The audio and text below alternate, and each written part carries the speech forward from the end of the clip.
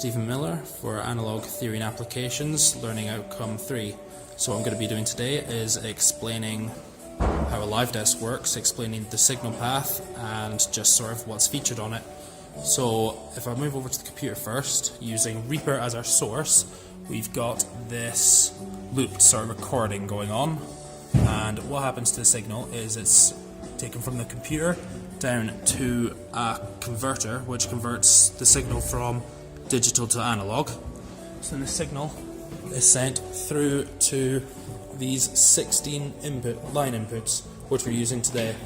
So then they are transferred through to each individual channel strips.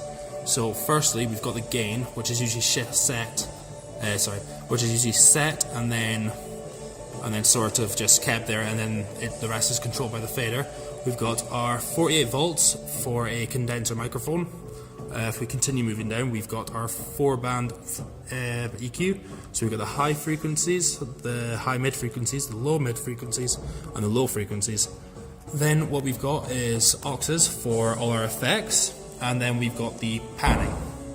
And here we have the fader, which obviously controls it. So if I increase it, you can hear it increasing basically. For each of the channel strips, they each come with a panning it left or right for each monitor for everyone to hear. It has a mute button, the fader, and a solo. So if we move over to here, we've got our master controls for the monitors. So obviously if I increase it, the sound increases, decreases it. So, you know, kind of simple. Down here we have got a sort of master mute. So they're all sort of set up to a group now. So if I press that, nothing. As you can see, they're all muted, except for these ones because they haven't been assigned. So if I take this off, sound again. This is called a VCA. Basically, this allows you to group sort of different tracks together and then control them through one fader. So I shall do that now by pressing VCA assign and then solo for number 1. What I'll do is I shall assign just a few. So there we go. As you can hear, it's quiet now because I've taken them all out. Do this, increase it. There we go. So now we could just hear the ones that I've really soloed, and then if I decrease it, they basically disappear. So what I'll do is, I shall take them off that. And there you go. Up here we have our sort of groups, where if you can also put them in different groups, you can increase it left and right. For the metering of these, you have got these little indicators basically. Basically the best thing to do is try and keep them in the green. Yellow isn't too bad, but when you get to the red, that means it's peaking. You've also got this little peak meter up here, so if it peaks, it'll basically stay red. And beside the desk is an external effects unit. We're going to be mainly looking at the top few. So what we've got here is an external EQ, and this is usually used to EQ the room. So what people might do is they'll take in a CD of a band that they really know and then put it in and then EQ the room. Usually it's sort of kept around 0, and then each of them are controlled by their own EQ, but this is good for the room.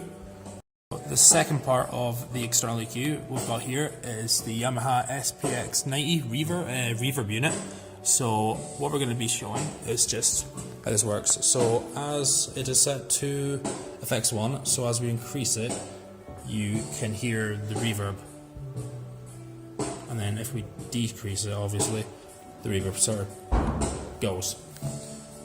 What we've got on the third one is a gate that is usually set to snare or kick drum, usually more stuff like that than anything else. So as you can see, it's working. It can basically be shown working here with the threshold being there. And once it crosses, it goes red, so that's what it's cutting out. So yeah, what we got back here is the back of the external EQ, and the way that this is sort of set up is that you've got a bunch of sends and returns. So what you do is you plug in what you want. So for instance, we've got the effects on the reverb on FX1. So what we've got is the send, sending it through to here, and then a return, sending it back. So the way the signal path works is it usually goes from the source to the line inputs to the channel strips to the effects unit, and then back, and then through the monitors. The reason why digital is occasionally more favoured than analog is because obviously with the analog desk you have to sort of lug around this big EQ unit, and usually the analog desks, obviously having to have all their channel strips laid out and everything, is pretty big. So the organisers don't really like that because they lose money on seating. But what Analog does have going for it is that you literally, like I said, you have everything here. Unlike digital, you have it hidden behind layers and layers of menus. This is really good for just going in, not really knowing maybe what the band sounds like or anything, and just doing a very quick sound check and then go, and just sort of fixing as you're doing it. I also forgot to mention that up here is a high pass filter, so yeah. That was my learning outcome 3 for analog theory and applications. Thank you very much for watching.